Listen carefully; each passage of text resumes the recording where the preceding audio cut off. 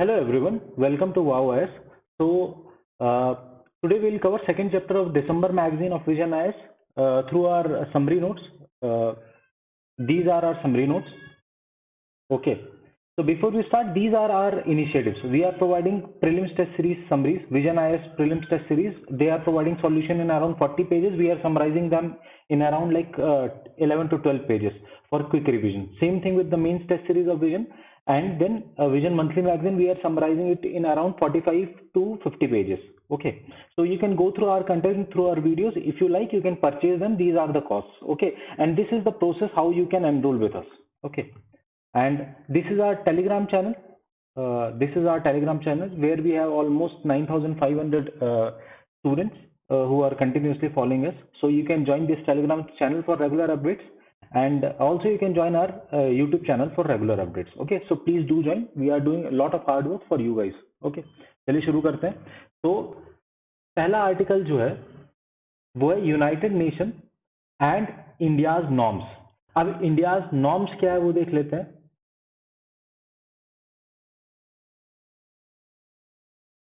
देखिए नॉर्म्स है new orientation of reform multilateral system. अब देखिए रिफॉर्म की बात कर रहा है. इंडिया ने प्रपोज किए यूएन में रिफॉर्म्स.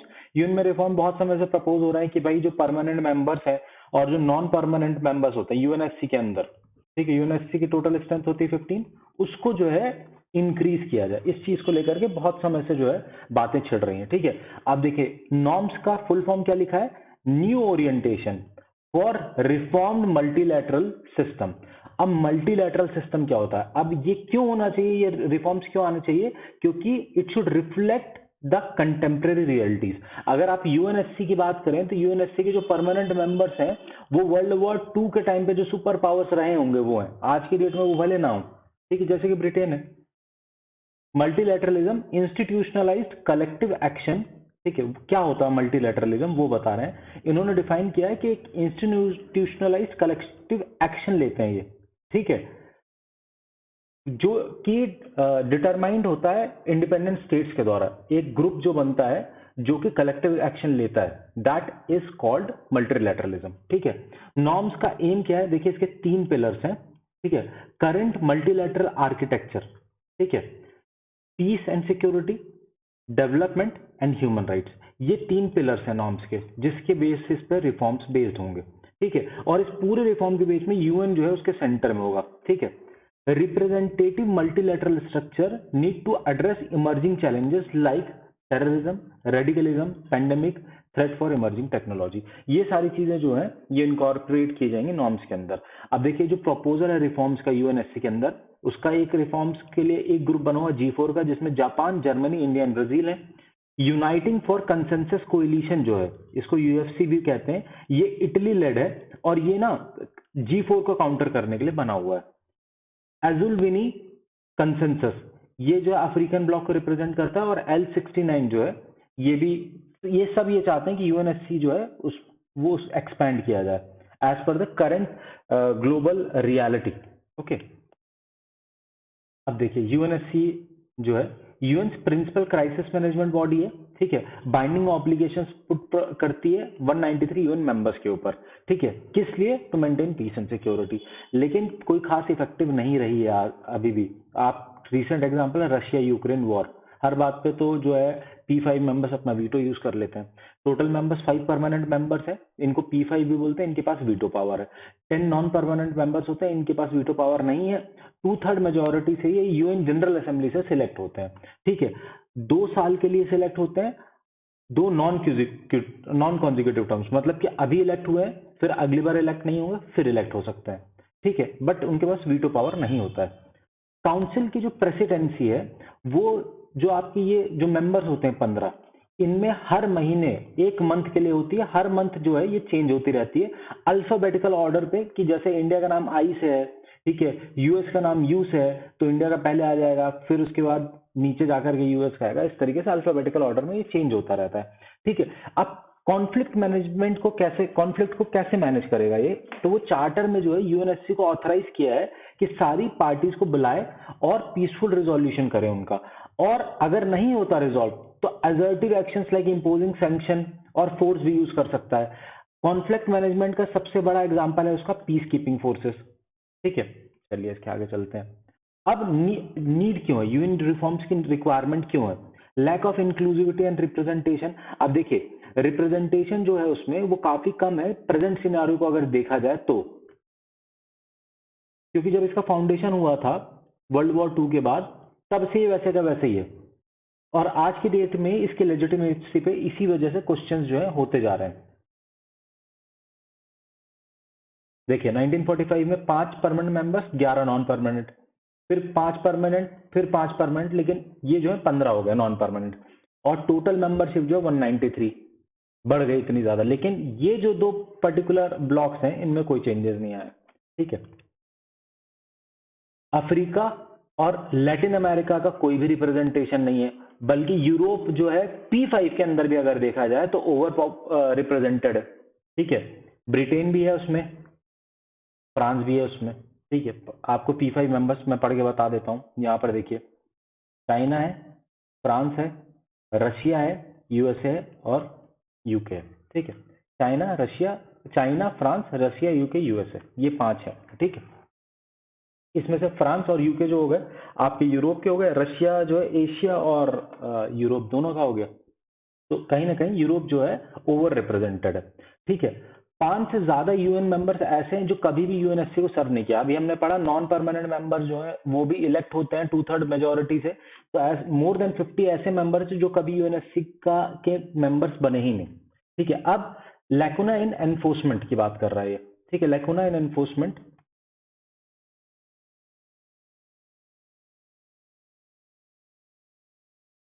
हाँ देखिए यूएन कितना इफेक्टिव है, जितना उसके मेंबर्स अलाउ करते हैं। अब मेंबर्स के साथ प्रॉब्लम क्या है, उनके लिए फर्स्ट प्रायोरिटी होती है नेशनल सोवरेनिटी।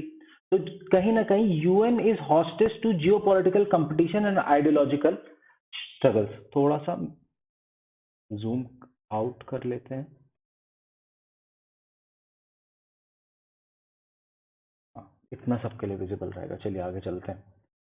यूएन का जैसे रशिया को लेकर के रिस्पॉन्स जो था अभी हमने पढ़ा कि यूएनजीए मतलब कि यूएन जनरल असेंबली ने जो है non binding recommendation pass on कर दी और कोई पेनेटिव एक्शन नहीं लगाया रशिया के ऊपर। ठीक है, हर बात पे ये वीटो यूज कर लेते हैं क्योंकि P5 के पास वीटो पावर है।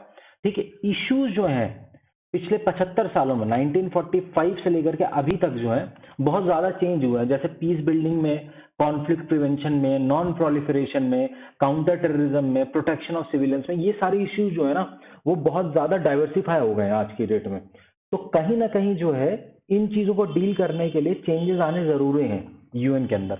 और जैसा हमने पढ़ा कि वर्ल्ड वॉर 2 का जो पावर सेंटर था उसी को आज भी रिफ्लेक्ट करता है, जबकि कई सारे न्यू मेजर पावर्स आ गए हैं जैसे इंडिया है, ब्राजील है, जापान है। ठीक है, P5 मिसयूजेस वीटो, ये हमने पढ़ लिया। अब हर्डल्स क्या क्या है रिफॉर्म्स में वो समझने की कोशिश करते हैं। ठीक है, सबसे पहले जो अमेंडमेंट आएगा, अमेंडमेंट के लिए 2/3 वोट होने चाहिए यूएन जनरल असेंबली में। सेकंड, 2/3 मेंबर्स के भी वोट होने चाहिए। फिर सारे के सारे P5 मेंबर्स अगर हाँ बोलेंगे तभी वो रिफॉर्म आएगा, तो ये एक बहुत बड़ा हर्डल है। ठीक है, कंसेंसस तो है कि रिफॉर्म होना चाहिए, लेकिन इस चीज के ऊपर कंसेंसस नहीं है कि कैसे रिफॉर्म होना चाहिए। G4 के मेंबर्स बोलते हैं हमें परमानेंट मेंबर बनाओ। ठीक है, एक कॉफी कप है जिसमें पाकिस्तान रिप्रेजेंटेटिव, उसको भी मेंबर बनना है भाई, परमानेंट मेंबर। ठीक है, P5 मेंबर जो है वो सपोर्ट नहीं कर रहे हैं। ठीक है, दूसरी प्रॉब्लम क्या है, अगर नंबर ऑफ परमानेंट मेंबर्स बढ़ते हैं और वीटो पावर बढ़ता है तो उसकी वजह से और प्रॉब्लम्स होंगी। और अगर आप ये कहते हैं कि veto all of it should be ended, कि वीटो पावर किसी के पास ना रहे, तो वो उसके लिए P5 नहीं मानेंगे। तो ये एक इशू जो है हर्डल है रिफॉर्म्स पे। अब वे फॉरवर्ड क्या है, देखिए जनरल सेक्रेटरी जो है उन्होंने कुछ रिकमेंडेशन दी थी कि जो रिफॉर्म्स है उनके 3 पिलर्स होने चाहिए। क्या क्या? UN development system, peace and security and management. ठीक है, ये 3 पिलर्स के ऊपर रिफॉर्म्स होने चाहिए। प्रोसीजरल चेंजेस जो छोटे छोटे होते हैं ना उनसे बहुत इंपैक्ट पड़ता है। जैसे रिसेंटली इन्होंने क्या किया कि जो वीटो पावर्स होते हैं, ठीक है, अगर कोई भी P5 मेंबर जो वीटो यूज करता है तो यूएनजीए में resolution requiring a formal meeting after a permanent member cast a veto, तो मीटिंग होगी वहां पर इन चीजों पर डिस्कशन होगा। तो कहीं नहीं कि कहीं गलत तरीके से यूज करना कम हो जाएगा, इसका खत्म तो नहीं हो सकता लेकिन कम हो जाएगा। ठीक है, अब ये कहते हैं कि फोकस जो है कोर इश्यूज पे होना चाहिए और यहां पर इन्होंने 3 कोर इश्यूज आइडेंटिफाई किए हैं। जो कि ह्यूमन लाइफ के लिए एंडेंजर्ड है, क्लाइमेट चेंज, इन्फेक्शियस डिजीज और न्यूक्लियर वेपन। ठीक है, परमानेंट कोऑर्डिनेटिंग प्लेटफॉर्म होना चाहिए, ठीक है, to integrate UN response across agencies, funds and related organisation. एक आप जो है प्लेटफॉर्म बनाइए जहां पर इन सारों के मेंबर जो है मिल करके वर्कआउट कर पाए चीजों को, जिससे कि रिस्पॉन्स जो क्विक हो और एफिशिएंट हो। डिजिटल कोऑपरेशन के लिए आपको एक फ्रेमवर्क बनाना चाहिए फॉर डिजिटल कोलैबोरेशन। ठीक है, ये सारे जो है वे फॉरवर्ड में आ गए। अब चलिए G20 बाली डिक्लेरेशन की बात कर लेते हैं। अब G20 बाली डिक्लेरेशन जो है, बाली कहाँ है? इंडोनेशिया में। तो दिसंबर 22 से पहले जो है इंडोनेशिया जो था वो प्रिसाइड कर रहा था G20 के ऊपर। अब जो है दिसंबर 22 के बाद से इंडिया जो है प्रिसाइड कर रहा है फॉर 1 ईयर। ठीक है, 17th समिट जो हुई थी वो हुई आपकी बाली में, जिसमें बाली डिक्लेरेशन अडॉप्ट किया गया। मोटो क्या था उसका? Recover together, recover stronger. किससे भाई? कोविड है, कोविड की कई समस्याएं हैं, उसकी वजह से इकोनॉमिक इश्यूज कितने सारे डेवलप हो गए। ठीक है, India got presidency also in this 17th G20 summit. ठीक है, अब बाली डिक्लेरेशन के हाईलाइट समझने की कोशिश करते हैं। ठीक है, अब इन्होंने ये हाईलाइट किया कि भाई हमारे डिफरेंसेस है, रशिया यूक्रेन वॉर को लेकर के मेंबर्स में आपस में डिफरेंसेस हैं, लेकिन सबने ये कहा कि रशिया जो विड्रॉ करे अपने आप को यूक्रेन से। ठीक है, दूसरा क्या है कि इन्होंने रीअश्योर किया कमिटमेंट। किस चीज के ऊपर कमिटमेंट? ग्लोबल फूड सिक्योरिटी के ऊपर। ठीक है, इसके बाद इन्होंने एक वेलकम किया जो ब्लैक सी ग्रेन इनिशिएटिव है, जिसको किसने ब्रोकर किया था? टर्की और यूएन ने। किस लिए? कि भाई यूक्रेन जो है वो अपना खाना बेच पाए यूरोपियन मार्केट में। उसके लिए ब्लैक सी के थ्रू जो है पासेज रशिया ने तैयार, मतलब अलाउ कर दिया यूक्रेन को बेचने के लिए, क्योंकि कैप्चर कर लिया था वो सारे एरिया। तो उसकी वजह से फूड इन्फ्लेशन जो था वो कम हुआ। ठीक है, इसके बाद यहां पर डिस्कशन हुआ एडिशनल फाइनेंशियल रिसोर्सेज। किस चीज के लिए इंप्लीमेंट कर रहे हैं? इंटरनेशनल हेल्थ रेगुलेशन को। ठीक है, प्लस फाइनेंशियल इंटरमीडिएरी फंड एक बनाया इन्होंने pandemic prevention, preparedness and response के लिए, जिसको पेंडेमिक फंड कह रहे हैं। That will be hosted by world bank. ठीक है, अब क्यों ये जैसे इन सब मल्टीलैटरल इंस्टीट्यूशन, जैसे अभी हमने पढ़ा यूएनएससी, फिर अभी हमने पढ़ा G20, ये सारे जो मल्टीलैटरल इंस्टीट्यूशन हैं इनमें रिफॉर्म्स की रिक्वायरमेंट क्यों है, ये समझते हैं। सबसे पहले जो मेजॉरिटी जो मल्टीलैटरल इंस्टीट्यूट्स हैं वो वेस्ट डोमिनेटेड है, मतलब यूरोप और यूएस। तो वो अपने हिसाब से चलाने की कोशिश करते हैं। इसका एक एग्जांपल दिया उन्होंने कि जैसे आईएमएफ लोन देता था, तो वो ट्रेड लिबरलाइजेशन पे लोन देगा कि भाई गरीब कंट्री जो हमारा ही सामान खरीदे, तो ट्रेड लिबरलाइजेशन करो, इकोनॉमी को ओपन करो।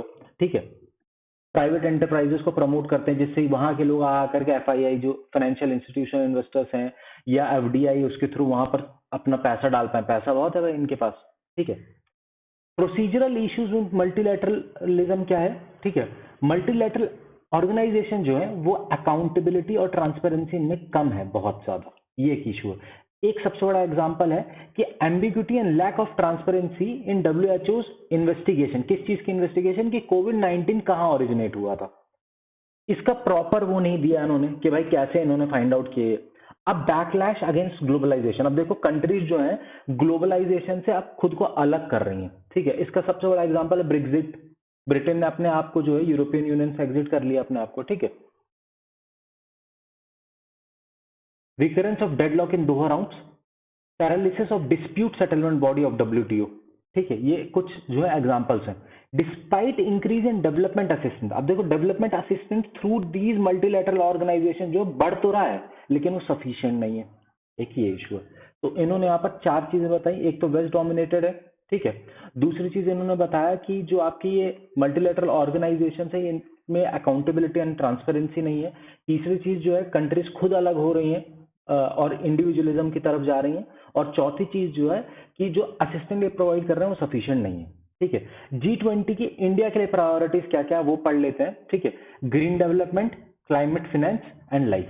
ठीक है, लाइफ आगे बताया इन्होंने, लाइफ स्टाइल फॉर एनवायरमेंट है उसका full form. Accelerating progress in Sustainable Development Goals, accelerated inclusive and resilient growth, technological transformation, digital public infrastructure, multilateral institutions for 21st century, women led development। ये सारी जो है priorities हैं India की G20 की, जब से प्रेसिडेंसी ली है तब से अभी तक। अब भाई G20 की प्रेसिडेंसी की बात करते हैं, इंडिया ने ले ली है, बहुत इंपॉर्टेंट है।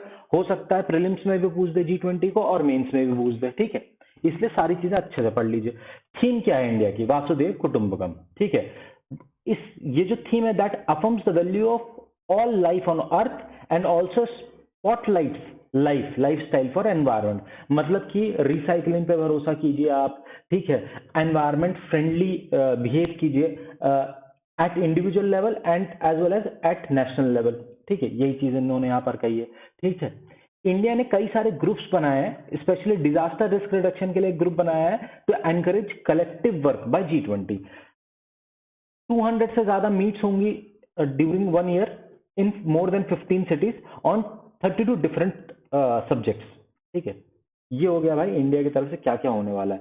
सिग्निफिकेंस क्या है G20 का, अगर हम बात करें सिग्निफिकेंस की, तो ठीक है, इंपॉर्टेंट रोल प्ले करता है international economic, basically economic organisation, you can say that, ठीक है। फिर specially after month of financial crisis और banking collapse of 2018, Lehman Brother वगैरह का जो इशू हुआ था, ठीक है, जब रिसेशन वगैरह आया था, तो यही G20 कंट्रीज थी जो मिल करके जो जिन्होंने होल्ड किया वर्ल्ड को, ठीक है। अब जो है ये बीच में काम करता है आपका, अगर आप देखेंगे G7 और OECD जो 38 कंट्रीज, इनके बीच में, मतलब कि ना कि सिर्फ डेवलप्ड कंट्रीज है, ना कि डेवलप्ड कंट्रीज ना हो, वैसे सिचुएशन नहीं है, बीच में दोनों के मेंबर्स हैं इसमें, ठीक है। इंटरनेशनल टैक्स सिस्टम्स में रिफॉर्म्स की बात करता है, ठीक है। Base erosion and profit shifting projects वगैरह पर वर्क किया है इसने, ठीक है। चलिए आगे बढ़ते हैं। Leaders work with developing countries providing, अब देखिए लीडर्स की बात कर रहा है, मतलब कि डेवलप्ड कंट्रीज जो है वो डेवलपिंग कंट्रीज के साथ वर्क कर रही हैं, ठीक है, particularly low income countries developing world की, ठीक है, providing policy coherence, analysis and practical tools to support growth, जिससे कि ये जो लो इनकम कंट्रीज हैं इनकी ग्रोथ तेजी से हो पाए। अपना एक्सपीरियंस शेयर करते हैं डेवलप्ड वर्ल्ड, ठीक है। इस क्या रिकॉग्नाइज करता है G20 की development and global economic issues can not be tackled separately, मतलब डेवलपमेंट और ग्लोबल इकोनॉमिक इश्यूज साथ हाथ मिला के चलेंगे। फुलफिलमेंट ऑफ SDGs, ठीक है, अचीवमेंट्स क्या क्या है, measures to drive sustainable growth, increase global stability, cooperation on tax transparency, decreased cost of remittances and increase female participation. ये जो है फुलफिलमेंट ऑफ SDGs में कहीं ना कहीं हेल्प करेगा, ठीक है। ये हो गया। अब चैलेंजेस क्या है G20 की, सब समझ लेते हैं। नो फॉर्मल मेंबरशिप क्राइटेरिया, भाई किसको क्या मेंबरशिप मिलनी चाहिए, किसको नहीं मिलनी चाहिए, उसका कोई क्राइटेरिया नहीं है। जिनका ये लगता है कि ये कंट्रीज जो है सिस्टमेटिकली इंपॉर्टेंट कंट्रीज है, उनको ये मेंबर बना लेते हैं, ठीक है। No inclusive membership for least developed countries, least developed countries की मेंबरशिप नहीं है। कोई कोड ऑफ कंडक्ट नहीं है कि अगर किसी ने कोई रूल तोड़ा है तो उसको कैसे पेनलाइज करना है, ये इश्यूज हैं, आप रशिया को नहीं पेनलाइज कर पा रहे हैं, ठीक है। Multilateral commitments to aid and trade are faltering, ठीक है। मल्टीलैटरल कमिटमेंट्स जो हैं, ठीक है, जैसे role of UN and WTO किस चीज में, securing cooperation between donor and recipient country, losing centrality, ठीक है। अब जो है 3 सोशियो इकोनॉमिक सिस्टम्स बन गए, एक G7 है जिसमें डेवलप्ड वर्ल्ड है, एक चाइना रशिया है क्योंकि रशिया के साथ कोई और मिल नहीं पा रहा है, इंडिया और चाइना ही जो है उनके कुछ फ्रेंडली रिलेशनशिप है, और तीसरा वर्ल्ड जो है इंडिया एंड अदर्स बना रहे हैं, ठीक है। Will jointly set a global agenda, ठीक है। अब जियो पॉलिटिकल टेंशन है, अब सेम उसमें जो चाइना भी बैठता है, यूएस भी बैठता है, जिसकी वजह से कोऑपरेशन जो है कम होता जा रहा है, ठीक है। Countries are turning to international lenders for bailouts, ठीक है। G20 ने कॉमन फ्रेमवर्क तो रखा है, लेकिन ना आपस में, जैसे चाइना है बोल मैं पैसा दे रहा हूं ना, वो एक इश्यू जो है वो हो रहा है, ठीक है। अब China, India, Russia and Saudi Arabia जो है blocked agreement on phasing out coal and fossil fuels at July 2020, जो जुलाई 2021 में जो मीटिंग हुई थी उसमें इन्होंने ये ब्लॉक कर दिया इसको, ठीक है, जिसकी वजह से पूरा ब्लॉक हो गया एनवायरमेंटल डिस्कशन, ठीक है। कुछ फैक्ट्स हैं कि कौन कौन सी कंट्रीज हैं, ठीक है। इंटरनेशनल इकोनॉमिक फोरम क्या क्या है, नॉर्मल चीजें इसमें जो है मेंशन की गई है G20 के बारे में, पढ़ लीजिएगा। जीडीपी कितना है, इंटरनेशनल ट्रेड कितना, ग्लोबल पॉपुलेशन कितना, ये सारी चीजें दी हुई है, ठीक है। अब देखिए अभी जो इंडिया के पास है प्रेसिडेंशियलशिप, नेक्स्ट ईयर ब्राजील के पास चली जाएगी, ठीक है। अब इसके बाद पढ़ लीजिए वे फॉरवर्ड, मतलब अब क्या करना चाहिए, ठीक है। Incorporate lesson from recent crisis, जो रीसेंट क्राइसिस है उनको पढ़ें और उनसे जो है क्या टेकअवेज हैं वो हमें डिस्कस करना चाहिए यहाँ पर, ठीक है। इंटरनल फ्रैक्चर्स को जो है अवॉइड करना है और प्रमोट कलेक्टिव एक्शन, ठीक है। अब रशिया, चाइना है, US है यहाँ पर, तो टसल तो हो गई, इक्विटेबल इंटरनेशनल इकोनॉमिक अरेंजमेंट्स हो, ठीक है, तो प्रोवाइड वॉइसेस टू, किसको वॉइस प्रोवाइड करनी है, major economics of global south, global south की major economics plus non member states and non state actors, non state actors जैसे हो गए आपके एनजीओ वगैरह हो गए, कुछ ऑर्गेनाइजेशंस और हो गए उनको, ठीक है। ठीक है, चलिए अब इसके बाद हम चलेंगे बिम्स्टिक के ऊपर। बिम्स्टिक को क्यों समझ रहे हैं, क्योंकि अब देखिए सार्क जो है, सार्क पूरी तरीके से डोरमेंट हो गया है, ठीक है, डिफंक्ट है 2014 से। तो साउथ एशियन रीजन में जो सबसे इंपॉर्टेंट ऑर्गेनाइजेशन बचता है वो बचता है बिम्स्टिक, इंडिया के पॉइंट ऑफ व्यू से उस चीज को यहाँ पर समझने की कोशिश की गई है, ठीक है।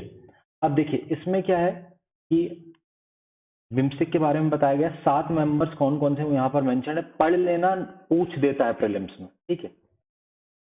प्रिंसिपल्स क्या है उसके, वर्किंग स्ट्रक्चर क्या है, इंपॉर्टेंट क्यों है, क्योंकि 22% वर्ल्ड पॉपुलेशन है, 2.7 ट्रिलियन कंबाइंड जीडीपी है, 1/4 of world trade of goods cross bay of Bengal, ठीक है। 6 फोकस एरियाज क्या क्या है इनके, trade, technology, energy, transport, tourism and fisheries, ठीक है। बाकी सारे ऊपर जो है ये सारे आप एक बार रीड कर लीजिएगा, ठीक है। How BIMSTEC is better than SAARC, अब ये समझने की कोशिश करते हैं, साउथ एशियन रीजन के दोनों ये वो है, ठीक है। पहली चीज जो है कि बिम्स्टिक जो है ज्यादा इंक्लूसिव है, इसका चार्टर जो है ये बताता है कि नए मेंबर्स को कैसे जोड़ना है, ऐसा सार्क में कोई प्रोविजन नहीं है नए मेंबर्स जोड़ने का, ठीक है। बिम्स्टिक मेंबर्स फोकस है इकोनॉमिक एंड टेक्निकल बेटरमेंट के लिए, और वहां पर कोई ऑब्स्ट्रक्शन के लिए कंट्री नहीं, जैसे सार्क में पाकिस्तान है कि भाई हर बात पे जो है कुछ ना कुछ जो है रोड़ा लगा देता है, खास करके इंडिया को पसंद नहीं करता, सबसे इंपॉर्टेंट चीज वो है। अब इंडिया के हिसाब से देखा जाए कि जो बिम्स्टिक के गोल्स है ना, those are align to India's act east policy and it can act as a forum which is a gateway for India to reach ASEAN countries, ठीक है, ये चीज हो गई। चलिए, where India's connectivity to central Asia is off, अब देखिए ये जो है हमारा आसियान नेशंस की तरफ कनेक्टिविटी बढ़ाने का काम कर रहा है, यहां से हम मूव करेंगे नीचे आसियान कंट्रीज की तरफ, लेकिन वहीं अगर हम ऊपर जाने की कोशिश कर रहे हैं तो यहाँ पाकिस्तान बैठा है जो कनेक्टिविटी होने ही नहीं दे रहा है, ठीक है। तो सेंट्रल एशियन कनेक्टिविटी हमारी ड्रॉप हो रही है सार्क में, ठीक है, यही चीज यहाँ पर लिखा है कि India connectivity to central Asia is obstructed by Pakistan, ठीक है। बैलेंस ऑफ पावर है, अब बिम्स्टिक में देखिए 2 सुपर पावर्स हैं, अब सुपर पावर्स नहीं कहेंगे, पावर्स हैं, ठीक है, पावर सेंटर चिकन से, एक इंडिया है एक थाईलैंड है, तो इसकी वजह से किसी एक की हेजिमोनी नहीं हो पाएगी। सार्क में कहीं ना कहीं जो है सिर्फ इंडिया एक पावर है, बड़ा पावर है, तो वो एक जो है उसको बिग ब्रदर की तरह देखा जाता है कि ये तो डांट फटकार के अपना काम जो बोलता है कि पानी लेकर के हमको लाना है, ठीक है। ट्रेड अमंग बिम्स्टिक कंट्रीज जो पिछले 10 साल में 6% हो गया, और सार्क का एफटीए हो चुका है जबकि तब भी 5% है सिंस इंसेप्शन, ठीक है। ट्रेड पोटेंशियल जो है बिम्स्टिक का ज्यादा है, वहां पाकिस्तान नहीं है ना भाई, बात बात पे जो है समझौता एक्सप्रेस बंद हो गई। बिम्स्टिक मेंबर्स रिलेशनशिप जो है कोर्डियल है, और सार्क में जो मिसट्रस्ट फैला हुआ है अमंग द कंट्रीज, अब नेपाल भी कहीं ना कहीं इंडिया को पसंद नहीं करता है, ठीक है। वे फॉरवर्ड जो है क्या करना चाहिए, एक तो कनेक्टिविटी बढ़ाओ, ठीक है, पीपल टू पीपल टाइज बढ़ाओ, ठीक है, फिर उसके बाद स्पेशल वीजा एग्रीमेंट सिंजन के लाइन पे, जैसे सिंजन का वीजा है पूरे यूरोप के लिए, वैसे एक जो है आपका बिम्स्टिक का भी हो जाए। फ्री ट्रेड एग्रीमेंट जो है उसको प्रमोट करो, डिस्प्यूट रेजोल्यूशन मैकेनिज्म जो है उसको प्रमोट करो, ठीक है। चलिए आगे बढ़ते हैं। सिग्निफिकेंस क्या है बिम्स्टिक का इंडिया के लिए, 2 फॉरेन पॉलिसीज को प्रमोट कर सकता है, neighbourhood first policy and act east policy. North east जो है लैंडलॉक्ड है, तो बांग्लादेश और म्यांमार जो है उसका डेवलपमेंट करने में हेल्पफुल हो सकते हैं। कनेक्टिविटी प्रोजेक्ट्स हैं जैसे Kaladan multi modal transit transport project है, नॉर्थ ईस्ट के डेवलपमेंट के लिए बहुत इंपॉर्टेंट है, और इसकी थ्रू जो है इन फोरम्स के थ्रू एक्सट्रीमिज्म भी कम हो सकता है, क्यों, क्योंकि अगर इंडिया में अटैक करना है, ठीक है, नॉर्थ ईस्ट रीजन में, तो म्यांमार और बांग्लादेश में बेस बनाना पड़ेगा, अगर हमारा इनके साथ कोडियर रिलेशन है तो वो यहाँ पर बेस बनाने नहीं देंगे, जैसे पाकिस्तान जो है बेस बना के बैठता है, समझ गए। चलिए, boost to blue economy. Blue economy क्या है कि जो आपका बे ऑफ बंगाल वाला रीजन है उसको बिम्स्टिक के थ्रू सब कोई जो है कोऑर्डिनेशन के साथ जो है उसको पायरेसी फ्री रीजन अगर बना के रखें, तो जैसा हमने पढ़ा 1/4 ऑफ द वर्ल्ड गुड्स जो है इससे ट्रांसपोर्ट होते हैं, वो और तेजी से बढ़ेगा, ठीक है। और चाइना का कहीं ना कहीं इन्फ्लुएंस कम करने में हेल्पफुल होगा, क्योंकि ये जो बिम्स्टिक के नेशंस हैं उसमें इंडिया और भूटान को छोड़कर के बाकी सारे जो हैं वो बेल्ट एंड रोड इनिशिएटिव के पार्ट हैं, तो इंडिया कहीं ना कहीं इनको इन्फ्लुएंस करके एक अपना भी ऐसे एक इनिशिएटिव चालू कर सकता है, ठीक है। अब चैलेंजेस क्या क्या हैं, एक तो एफटीए जो है वो अभी तक साइन नहीं हो, काफी समय से पेंडिंग पड़ा हुआ है, कनेक्टिविटी जो है पुअर है अभी भी, ठीक है। कस्टम प्रोसीजर जो अभी भी जो है कम्बरसम है, ठीक है। Procedure hampers trade and people to people interaction, ठीक है। क्लियरेंसेस क्योंकि बहुत ज्यादा टाइम लेते हैं अभी भी, तो एक प्रॉपर चैनल होना चाहिए, ठीक है। वन विंडो सॉल्यूशंस होने चाहिए इनके लिए, ठीक है। डिफरेंट एस्पिरेशंस, अब जैसे म्यांमार के साथ अलग इश्यूज है, पॉलिटिकल क्राइसिस, वहां पर रोहिंग्या रिफ्यूजीज का इशू है। भूटान का अलग इशू है कि वो एनवायरनमेंट को प्रोटेक्ट करके रखना चाहता है, इसलिए कहीं ना कहीं वो डेवलपमेंट के अगेंस्ट रहता है, ठीक है। श्रीलंका में इकोनॉमिक क्राइसिस और पॉलिटिकल क्राइसिस चल रहा है, तो सबके अपने अपने अलग अलग नीड्स हैं, उनको एक साथ मैच कराना इज वेरी डिफिकल्ट, ठीक है। बिम्स्टिक डेवलपमेंट फंड अभी तक जो है नहीं आ पाया है, कोई कंसेंसस नहीं बैठ पाया है, ठीक है। बिजनेस टू बिजनेस कोलैबोरेशन जो है अभी भी जो है ये रिसोर्स अनटैप्ड है। क्यों? ग्रुप के जो अधिकतर इनिशिएटिव्स है ना, उसमें ऑफिशियल्स एक्सपर्ट होते हैं, बिजनेस के बॉडीज के जैसे फिक्की वगैरह इसके मेंबर्स नहीं है, तो वो अगर आएंगे तो पोटेंशियल और बढ़ेगा, ठीक है। अब इसके बाद जो है इंडिया यूएस चाइना ट्राइंगल की बात की है, ठीक है। तो ट्राइंगल में कैसा क्या प्रॉब्लम होता है आपको ये समझना पड़ेगा। अगर ये और ये मिलेंगे तो इसका कहीं ना कहीं इनके और इनके रिलेशन पे भी इंपैक्ट पड़ेगा। मतलब अगर इंडिया और चाइना के बीच में कुछ रिलेशनशिप पनपता है तो उसका इंपैक्ट इंडिया यूएस और चाइना यूएस के रिलेशनशिप पे भी इंपैक्ट पड़ेगा, तो दैट इज अ ट्राइंगल, ठीक है। अभी रिसेंटली क्या हुआ कि हम क्यों पढ़ रहे हैं ये ट्राइंगल रिलेशनशिप। युद्ध अभ्यास एक मिलिट्री एक्सरसाइज है बिटवीन इंडिया एंड यूएस, इसका 18th एडिशन जो उत्तराखंड में हुआ, just 100 kilometre away from line of actual control. इस पे चाइना ने कंटेंशन रेज किया है, ठीक है, कि इंडिया ने जो है 1993 और 1996 का जो एग्रीमेंट है एलएसी के ऊपर, उसको जो है वॉयलेट किया है, और यूएस को भी जो है धमकाया है कि तुम इंडिया चाइना के रिलेशनशिप में ज्यादा घुसो मत, ठीक है। अब देखिए एग्रीमेंट है 1993 का एग्रीमेंट क्या कहता है कि both the side will respect LAC, ठीक है। मिलिट्री फीस फोर्सेस जो है मिनिमम रखी जाएंगी एलएसी के ऊपर। कोई मिलिट्री एक्सरसाइज जो है म्यूचुअली आइडेंटिफाइड जैसे जोन होगा, वहां पर जो है हम कोई भी मिलिट्री एक्सरसाइज नहीं करेंगे, ठीक है। प्रायर नोटिफिकेशन भी देना है अगर आपको कोई मिलिट्री एक्सरसाइज करनी एलएसी के पास में। 1996 का एग्रीमेंट क्या कहता है कि दोनों में से कोई भी साइड जो है मिलिट्री कैपेबिलिटीज को यूज नहीं करेगा एक दूसरे के खिलाफ, ठीक है। ये हो गया ट्रायंगल रिलेशनशिप, मैंने आपको बता ही दिया है, ठीक है। इंडिया यूएस चाइना का जो ट्रायंगल रिलेशनशिप है वो अभी भी इवॉल्विंग स्टेज पे, डाइवर्जेंस एंड कन्वर्जेंस होते रहते हैं, ठीक है। अब एरिया ऑफ कॉन्फ्लिक्ट वगैरह जो है देखिए बहुत ज्यादा इंपॉर्टेंट नहीं है, बेवजह जो है बना दिया गया एक आर्टिकल, ठीक है। कॉन्फ्लिक्टिंग एरियाज क्या क्या है? चाइना जो है इंडिया के स्टैंड जो तिब्बत को लेकर के उसके खिलाफ रहता है, यूएस का जो ताइवान को लेकर के स्टैंड है उसके खिलाफ रहता है, ठीक है। चाइना की जो मिलिट्री एंड इकोनॉमिक टाइज है पाकिस्तान से, उससे इंडिया चिढ़ा हुआ रहता है, ठीक है। और यूएस जो है चाइना का as a threat to its super power status देखता है। अब चाइना को जो है इंडिया और यूएसए का जो क्लोजनेस है उससे प्रॉब्लम है, ठीक है। यूएस डेजिग्नेटेड इंडिया क्या क्या प्रोवाइड किया है, मतलब क्या कैसे टाइज इंडिया और यूएस के बीच में बढ़े हैं वो समझने की कोशिश करते हैं, ठीक है। ये इंडिया यूएस रिलेशनशिप है एक तरीके से। US designated India as a major defence partner, also strategic trade authorisation tier 1 status भी दिया हुआ है इंडिया को। 4 डिफेंस कोऑपरेशन एग्रीमेंट हुए हैं इंडिया और यूएस के बीच में।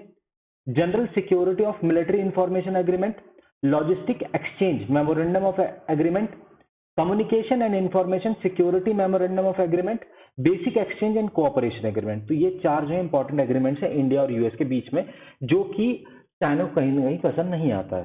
चाइना जो है वो इंडिया को एनसर्कल करना चाहता है और इंडो पैसिफिक रीजन में अपनी हेजेमोनी एस्टेब्लिश करना चाहता है। इसके लिए कहीं ना कहीं एक स्टिंग ऑफ पर्ल करके उसकी एक जो पॉलिसी है उसको प्रमोट कर रहा है। सॉरी गाइस, क्वाड से भी उसको प्रॉब्लम है। साउथ चाइना सी के आसपास में जो बहुत ज्यादा एग्रेसिव है चाइना इसीलिए, ठीक है। बेल्ट एंड रोड इनिशिएटिव जो 2013 में जो है इसने एस्टेब्लिश किया था, इसको कहीं ना कहीं इंडिया और यूएस देख रहे हैं कि ये एक तरीके से ना एक डेट ट्रैप क्रिएट कर रहा है अदर कंट्रीज में, जिससे कि वो उनको एक तरीके से अपना गुलाम बना सके, ठीक है। ये सारे इश्यूज कोई खास इंपॉर्टेंट नहीं है आर्टिकल, ठीक है। अब देखिए इंपॉर्टेंस कैसे है कि भाई जो चाइना है 16% ऑफ इंडिया इंपोर्ट जो चाइना से होता है, यूएस जो है उसकी मैन्युफैक्चरिंग यूनिट्स है चाइना में, तो डिपेंडेंसी बता रहा है। दूसरी चाइना के लिए हमारी इंपॉर्टेंस क्यों है? क्योंकि जो चाइना है वो बेचेगा कहाँ सामान, अगर इंडिया में लोग नहीं खरीदेंगे, इंडिया में सपोज नहीं बेचता है तो 1.3 बिलियन लोग हैं इंडिया में, वो सामान जो बिक रहा है वो कहाँ जाएगा, ठीक है। area of conveyance, guys, that is more than sufficient, no need, you if you want you can go through this article, otherwise I'll suggest it's of no use, ठीक है। सॉफ्ट पावर डिप्लोमेसी के ऊपर बात कही है, ठीक है। क्यों बात हुई है, parliamentary standing committee on external affairs जो है उसने एक रिपोर्ट पेश की है, India soft power and cultural diplomacy prospects and limitations, ठीक है। सॉफ्ट पावर की डेफिनेशन एमईए के हिसाब से क्या है, ability to influence others through appeal and attraction using non coercive means, मतलब आपने किसी को प्यार से समझाया वो समझ गया, दैट इज जो है क्रिकेट, ठीक है, कि भाई आपस में डिफरेंस है, चलो क्रिकेट खेलते हैं, थोड़ा सा जो हमारे बीच में जो टेंशन है उसको कम करें, लेकिन हुआ नहीं इंडिया पाकिस्तान के साथ, ठीक है। It rest on ability to shape the preferences of others, दूसरे की जो प्रेफरेंसेस हैं उनको थ्रू परसुएशन चेंज किया जाए as per our requirement, it is different from hard power. देखिए हार्ड पावर और सॉफ्ट पावर के बीच में डिफरेंसेस बताए गए, हार्ड पावर जो है उसमें धमका करके काम करवाना है, सॉफ्ट पावर में भाई ऐसे कर दे वाली बात है, ठीक है ना, भाई नहीं तू ऐसे बोल बोल के काम करा लेना, ठीक है। अब इंडिया के साथ प्रॉब्लम क्या है, रिपोर्ट ये कह रही है कि हमारे पास कोई कॉम्प्रिहेंसिव सॉफ्ट पावर स्ट्रैटेजी नहीं है, ठीक है। अब इंडिया के लिए एक टर्म यूज किया स्मार्ट पावर का, एमईए ने स्मार्ट पावर को कैसे डिफाइन किया कि कहाँ कितना हार्ड होना है और कहाँ कितना सॉफ्ट होना है, उस चीज की जो समझ है दैट इज स्मार्ट पावर, ठीक है, इतना ही वहां पर है। अब इसके बाद इश्यूज क्या क्या है सॉफ्ट पावर डिप्लोमेसी में, एमईए ने क्या हाईलाइट किया, एक तो प्रॉपर बजट एलोकेशन नहीं है, coordination and consultation among multiple institutions, coordination नहीं हो पा रहा है, गवर्नमेंट के अंदर भी नहीं हो पा रहा है और गवर्नमेंट और प्राइवेट के बीच में भी नहीं हो पा रहा है, ठीक है। डुप्लीकेशन ऑफ एफर्ट्स हो जा रहा है, क्यों हो जा रहा है, क्योंकि ओवरलैपिंग मैंडेट्स हैं, अगर सब सिंक में काम करेंगे तो रिसोर्सेज भी बचेंगी और एफर्ट्स भी बचेंगे, टाइम भी बचेगा। स्किल्ड मेंबर्स की शॉर्टेज है, ठीक है। एब्सेंस ऑफ नेशनल पॉलिसी हमने ऊपर भी पढ़ लिया, ठीक है। Result in ad hoc unsustainable measures, जितना जितना मैंने अंडरलाइन किया अगर आपने सिर्फ उतना उतना भी पढ़ लिया तो आपकी मैगजीन अच्छे से कवर हो जाएगी, ठीक है। इम्पैक्ट ऑफ डोमेस्टिक इश्यूज, ठीक है। अब जैसे जो इंटरनेशनल ये है मीडिया है वो रिपोर्ट करता है इंडिया के बारे में कि भाई यहाँ पर जो है पॉल्यूशन बहुत है, चाइल्ड लेबर होता है, वायलेंस अगेंस्ट वुमेन होता है, ट्रैफिकिंग होता है, तो इसकी वजह से विजिटर्स कम हो जाते हैं, ठीक है। अब देखिए इंडिया में 8 में से 7 सिग्निफिकेंट बुद्धिस्ट साइट्स हैं, लेकिन इंडिया में 1% ऑफ ग्लोबल, जो 1% ग्लोबल बुद्धिस्ट टूरिस्ट है उसका 1% भी नहीं आता है, मेजॉरिटी जो है वो थाईलैंड और इंडोनेशिया जाते हैं, तो कहीं ना कहीं प्रमोशन जो है कम हो रहा है, ठीक है। इंपॉर्टेंस क्या है सॉफ्ट पावर की, ठीक है। जैसे इंडिया और अफगानिस्तान, देखिए अफगानिस्तान में इंडिया की पोजीशन विज अविज पाकिस्तान काफी अच्छी, क्यों, पाकिस्तान हार्ड पावर यूज करता है, इंडिया सॉफ्ट पावर यूज करता है, ठीक है। इंडिया एक लौता न्यूक्लियर वेपन स्टेट है जो कि नॉन प्रोलिफरेशन ट्रीटी का साइंड नहीं है, जो उसका पार्ट नहीं है, फिर भी इसको जो है कंट्रीज आपका यूरेनियम देने को रेडी है, ठीक है। न्यूक्लियर कॉमर्शियल कॉमर्स ग्लोबली, ठीक है। Hard power can not be exercised effectively if soft power is ignored because of the consequence, hard power आप यूज करोगे सामने वाला भी लड़ने लगे फिर क्या करोगे आप, ठीक है। रिस्पेक्ट मिलती है अगर आप सॉफ्ट पावर के थ्रू काम निकालते हैं तो रिस्पेक्ट मिलती है, ठीक है।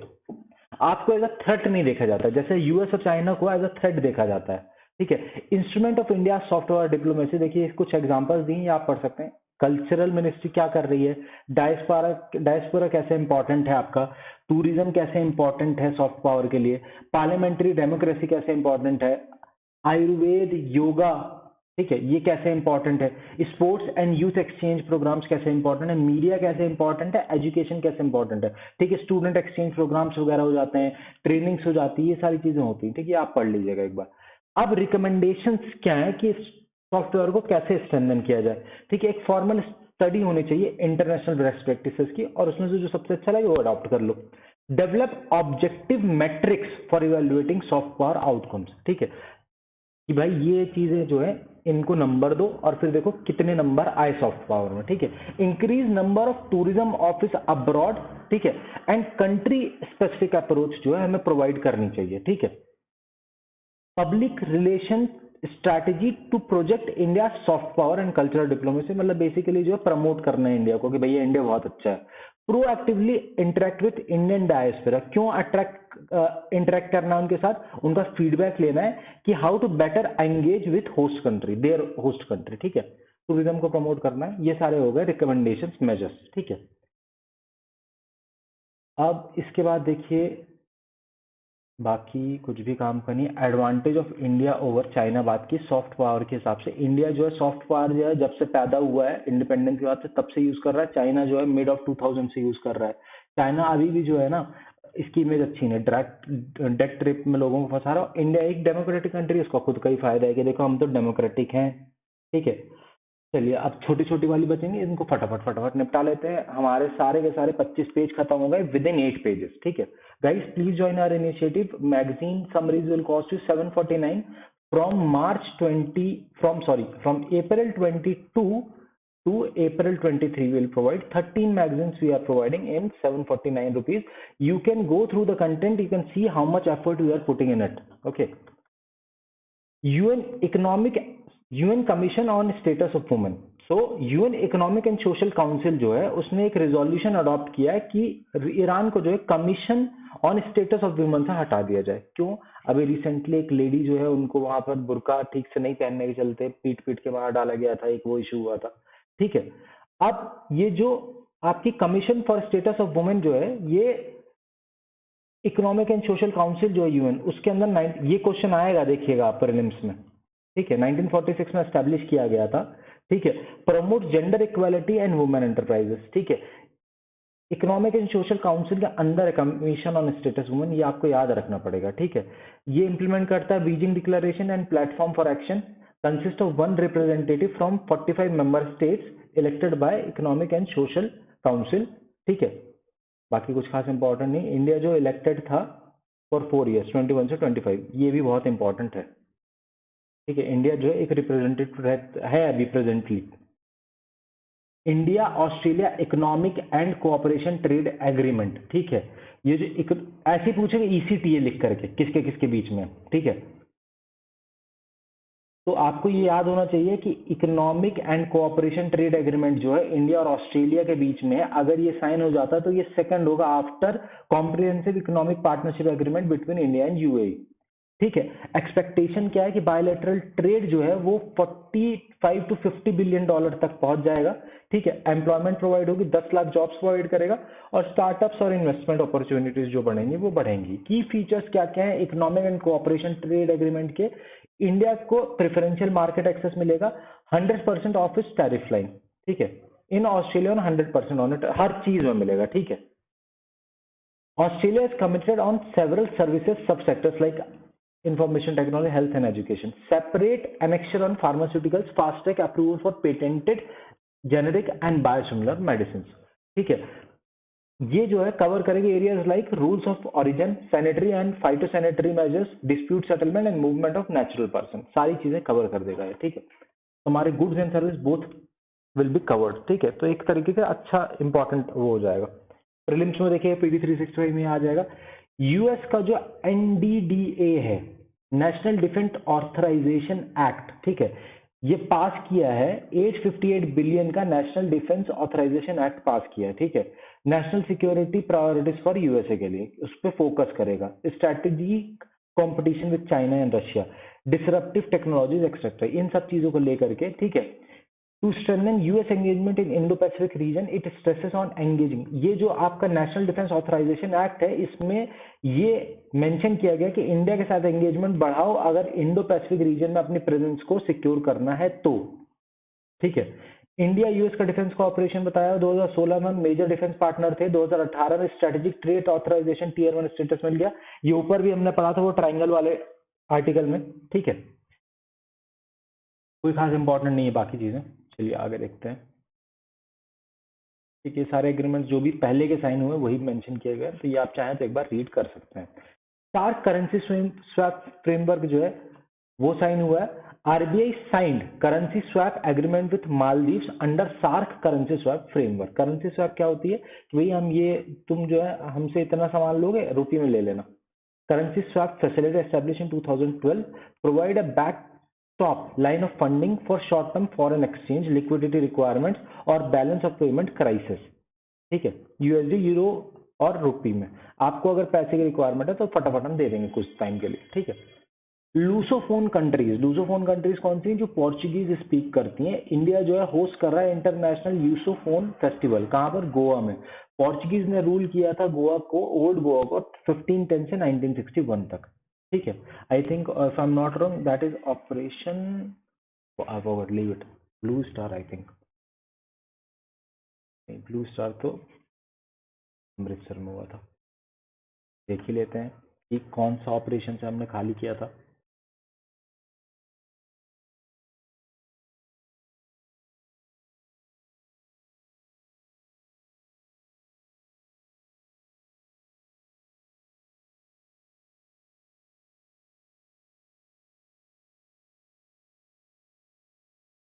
ऑपरेशन विजय। ठीक है, अब भागे थे ये। अब 9 कंट्रीज जो हैं जहां पर पोर्चुगीज बोली जाती है। ठीक है, वो सारी चीजें मेंशन कर दी गई। 9 मेंबर्स हैं। ठीक है, बाकी ऐसा कोई खास इंपॉर्टेंट नहीं है। चलिए, पेरिस क्लब 1956 में एस्टेब्लिश हुआ था। 22 परमानेंट मेंबर्स हैं including Australia, UK, US, Japan. India member नहीं है, एडॉक पार्टिसिपेंट है। ठीक है, इनफॉर्मल ग्रुप है इसलिए कोई खास इंपॉर्टेंट नहीं है। Official creditors aim to find coordinated and sustainable solution to the payment difficulties experience by debtor countries, कि भाई पैसा देने में दिक्कत हो रही है, उन चीजों पर डिस्कशन है। इनफॉर्मल ग्रुप है, बहुत ज्यादा इंपॉर्टेंट नहीं। ठीक है, चलिए guys, that's it for today. Those who have joined our paid program, they have got these 8-page notes. By evening they will get another summary for 25 pages, so we'll cover 50 pages by today. Okay, so remaining 25 pages भी somewhere around 8 pages cover हो जाएगा, तो half of the magazine will be covered in around 16 to 20 pages. ठीक है, remaining magazine, so more, not more than 45 pages it will take. Okay, I'll try to finish it up below 40 only. Okay, let's see. Guys, please join our initiative, especially monthly magazine that will help you to cover the complete monthly, yearly current affairs. Okay, within a stipulated time if you are watching our videos regularly. चलिए guys, कल फिर मिलेंगे. I'll try to finish off another 25 pages by evening, otherwise tomorrow morning. Okay, till then, good day, happy learning.